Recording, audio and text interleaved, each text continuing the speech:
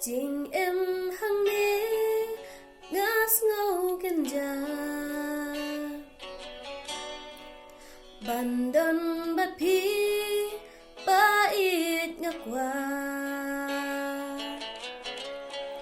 Kilum kiwa kin yang sakit Bait nga it shisha ya pi Towan bait towan siya nga